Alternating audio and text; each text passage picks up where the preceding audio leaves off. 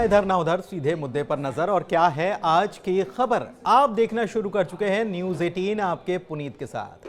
तो ये तो आप जान ही चुके हैं कि ओमान के मस्कट में अमेरिका और ईरान के बीच पहली बार बातचीत हुई। इसे अच्छा भी बताया जा रहा है, लेकिन कई अपडेट्स ऐसे हैं जिसके बारे में आपको इस वीडियो के जरिए ही पता चलेगा। सबसे पहला अपडेट यह है कि अमेरिका ने यूएई में एक भारतीय और उसकी 2 कंपनियों पर प्रतिबंध लगाया है। इसका ईरान से क्या लेना देना है और अमेरिका ने यह कार्रवाई क्यों की है, यह भी बताएंगे। साथ ही बताएंगे कि इस बैठक के बाद ईरान के बाजार ने कैसा रिस्पॉन्स किया और ईरान की तरफ से इस बैठक के बाद यह क्यों कहा गया कि यह अमेरिका या कहें ट्रंप की ईमानदारी की परीक्षा है। इसके अलावा आपको वीडियो में हम बताने वाले हैं कि ईरान की परमाणु ताकत क्या है। तो वीडियो करते हैं शुरू और सबसे पहले बात करते हैं मस्कट में हुई बैठक की। बैठक के बारे में अमेरिका ने कहा था कि हम सीधे बातचीत करना चाहते हैं, जबकि ईरान की तरफ से कहा गया था कि सीधे बात नहीं होगी।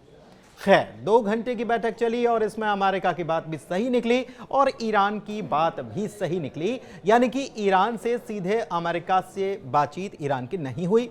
इसमें ओमान की तरफ से मध्यस्थता की गई वहां के विदेश मंत्री के द्वारा, लेकिन कुछ मिनटों के लिए ही सही ईरान के विदेश मंत्री अरागची और अमेरिका के विशेष दूत स्टीव विटकॉफ न केवल मिले बल्कि बातचीत भी हुई। कुछ मिनटों की बातचीत थी। इस मीटिंग के बाद अमेरिका ने इसे सकारात्मक और रचनात्मक बताया और अगली मीटिंग में बैठने की तैयारी भी बताई। तो वहीं ऐसा ही कुछ जवाब ईरान की तरफ से भी देखने को मिला, लेकिन कुछ और बातों के साथ। मसलन ईरान ने मीटिंग के बाद जो प्रतिक्रिया दी उसमें कहा गया कि यह ट्रंप के लिए एक परीक्षा थी। ईरानी विदेश मंत्रालय के प्रवक्ता इस्माइल बाघई ने कहा कि यह बातचीत वॉशिंगटन की ईमानदारी की परीक्षा लेती है। उन्होंने राष्ट्रीय हितों की रक्षा के लिए ईरान के कूटनीतिक प्रयासों की तारीफ की और कहा कि बैठक में कोई बड़ी कामयाबी तो हाथ नहीं आई, लेकिन यह शुरुआत है। ईरान ने यह भी कहा कि अमेरिका बस यही चाहता है कि जितनी जल्दी हो पाए परमाणु समझौता हो जाए, लेकिन ईरान की तरफ से यह कहा जाना कि यह तो बस शुरुआत है, यह बता रहा है कि ईरान का अभी काफी बातचीत करने के मूड में है और इसके लिए उसने अच्छी खासी तैयारी करके भी रखी है। उधर ईरान के विदेश मंत्री अब्बास अरागची, जो खुद इस मीटिंग में शामिल थे, उन्होंने एक अलग बयान दिया और कहा कि दोनों पक्षों ने ईरान के परमाणु कार्यक्रम और ईरान पर लगे प्रतिबंधों को हटाने की संभावना पर अपने विचार बताए हैं और ये बातचीत के अहम मुद्दे हैं। दिलचस्प बात यह भी कि ईरानी संसद के राष्ट्रीय सुरक्षा और विदेश नीति आयोग के सदस्य अबुल फजल जोरेवंद ने कहा कि अगर उनके पास सुनने और चर्चा करने लायक अगर कुछ है, अमेरिका के लिए कह रहे हैं, तो विटकॉफ की ईरान यात्रा में भी कोई दिक्कत नहीं है। यानी कि ईरान अब अमेरिका को सीधे बातचीत करने का न्योता भी कहीं ना कहीं दे रहा है और यह कह रहा है कि आइए ईरान में ही बात कर लेते हैं। हालांकि ईरानी विदेश मंत्री ने बैठक से पहले यह साफ किया था कि ईरान किसी भी तरह का दबाव बर्दाश्त नहीं करेगा।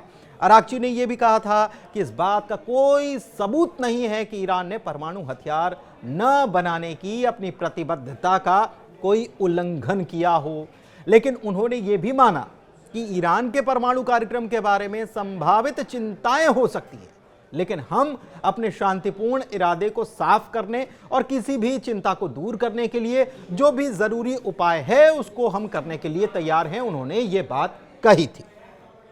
खास बात यह भी है कि ईरान के बाजार में इस मीटिंग का अच्छा असर दिखाई दिया। लंबे वक्त के बाद ईरानी मुद्रा रियाल में तेजी देखी गई, शेयर बाजार में उछाल आया और एक नई उम्मीद जागी। खबर यह भी आई कि तेहरान में मीटिंग के बाद रविवार दोपहर को तेहरान का मुख्य शेयर सूचकांक भी 1.9% तक चढ़ गया। जी हां, रविवार को वहां पर बाजार काम करता है, यानी कि कुल मिलाकर इस बैठक से अच्छी खबर ही निकलकर सामने आई है। वैसे ईरान अमेरिका की यह बातचीत भारत के लिए भी काफी अहम है। इसकी वजह यह है कि भारत के दोनों ही देशों के साथ कूटनीतिक संबंध हैं। अब अगले दौर की मीटिंग का इंतजार है। खबर यह भी है कि मीटिंग यूरोप में हो सकती है, लेकिन अभी इसके बारे में कोई खास जानकारी नहीं है। माना जा रहा है कि ओमान की तरफ से इस मीटिंग को लेकर जो काम चल रहा है वो ऐसे ही जारी रहने वाला है। लेकिन दूसरी तरफ ईरान को अपने लिए बड़ा खतरा मानने वाले इजराइल की तरफ से क्या हुआ? इजराइल की तरफ से बयान आया। इजराइल के पीएम बेंजामिन नेतन्याहू ने बयान दिया और कहा कि अगर ईरान के साथ समझौता होता भी है तो वो भी हमें तभी मंजूर होगा जब वहां मौजूद परमाणु स्थलों को अमेरिकी निगरानी में नष्ट किया जाएगा, वरना हमारे पास एक ही उपाय बचता है और वो है युद्ध या फिर हमला।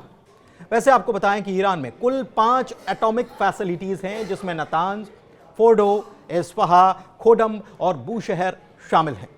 इसमें नातांज वो एटॉमिक फैसिलिटी है जिसे इजराइल पहले भी टारगेट कर चुका है। हाल में नातांज में ही भूकंप भी दर्ज किया गया था, जिसके बाद इस बात को लेकर यह चर्चा होने लगी कि क्या ईरान ने कोई टेस्ट तो नहीं किया।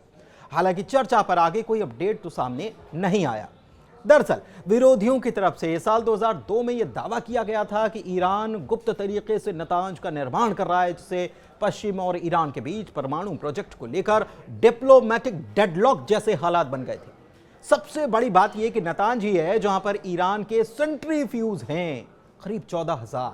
हालांकि ईरान ने एक नहीं कई दफा यह बात दोहराई कि उसका परमाणु कार्यक्रम असैन्य उद्देश्यों के लिए नहीं है, सैन्य उद्देश्यों के लिए नहीं है, बल्कि वैश्विक परमाणु निगरानी संस्था, अंतर्राष्ट्रीय परमाणु ऊर्जा एजेंसी यानी कि IAEA इससे सहमत नहीं है। उसका यह कहना है कि ईरान ने इतना यूरेनियम जुटा लिया है जिससे एक नहीं बल्कि 6 परमाणु बम बन सकते हैं।